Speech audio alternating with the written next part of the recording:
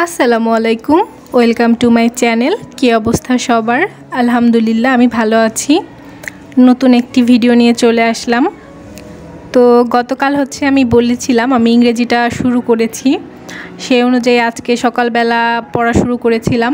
প্রথমে একটু ভোকাবুলারিটা পড়ছিলাম, কারণ এটা অনেক দিন যাবৎ পড়া হয় না। আর ভোকাবুলারি এমন একটা জিনিস যে একটানা বেশি পড়তে ভালোও লাগে না।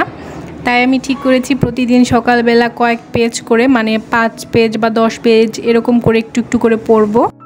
সাইফোর্সের এই বইটা আমার ভালোই লাগে। এখানে লেভেল করে দেওয়া আছে, লেভেল 1, লেভেল 2, লেভেল 3।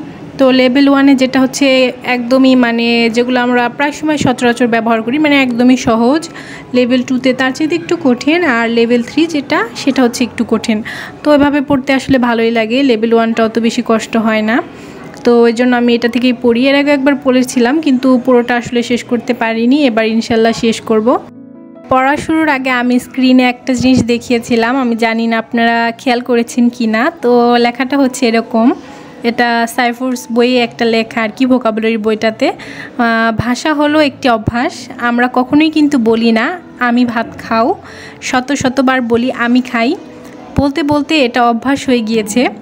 ইংলিশে একটি কথা আছে, repetition is the mother of all skills, অর্থাৎ পুনরাবৃত্তি হলো সব দক্ষতার মা। সো এই কথাটা কিন্তু আসলে অনেক সুন্দর আর ইম্পর্টেন্ট। যেমন আমরা বাংলা বলতে বলতে অভ্যস্ত হয়ে গেছি, তো ইংলিশটা আসলে আমাদের একদিনে হবে না। তো আসলে হতাশ হওয়ার কিছুই নাই, এই জন্য প্রতিদিন পড়তে হবে। সবাই হয়তো জানেন যে ভোকাবুলারি পড়ার নিয়মটা আসলে কি, কিন্তু তারপরেও আমি একবার বলবো। আসলে আমি এটা দেখেছি, অনেক সিনিয়রদেরই বলতে দেখেছি যে প্রতিদিন সকালবেলা উঠে আসলে ভোকাবুলারিটা পড়লে ভালো হয়। তখন আসলে ব্রেনে অন্য কিছু কাজ করে না, তখন একটু পড়লে ওটা বেশি মনে থাকে। ধরেন আপনি আজকে সকালবেলা 5 পৃষ্ঠা পড়লেন, পরের দিন সকালবেলা যখন আপনি পড়া শুরু করবেন, তখন আজকের এই 5 পৃষ্ঠা আপনি একটু রিভাইজ করবেন। তারপর ওই নেক্সট দিনের 5 পৃষ্ঠা আপনি পড়বেন। পরের দিন যখন আবার পড়তে যাবেন, তখন এই যে 10 পৃষ্ঠা হলো, এই 10 পৃষ্ঠা একটু দেখে তারপর আপনি 5 পৃষ্ঠা পড়বেন। পরের দিন আবার আপনি ওই 15 পৃষ্ঠা রিভাইজ করে তারপর শুরু করবেন। তো এইভাবে করলে না কি হয়ে যায়। আমি মাঝখানে একবার শুরু করেছিলাম, তারপর আবার বাদ দিয়ে দিয়েছি। এখন ইনশাল্লাহ এই প্রসেসেই পড়ব। তো দেখি কত দূর কী করতে পারি। আর আমার ইদানিং ভয়েস ওভার দিতে একটু সমস্যা হয়। আমার বাসার পাশে কনস্ট্রাকশনের কাজ চলছে, তো সারাদিন আসলে শব্দ হতেই থাকে।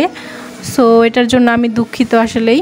তো আমি ভোকাবুলারিটা পড়ছিলাম। আমি ফার্স্টে লেভেল এ থেকে শুরু করেছি, লেভেল এ না, লেভেল 1 থেকে শুরু করেছি।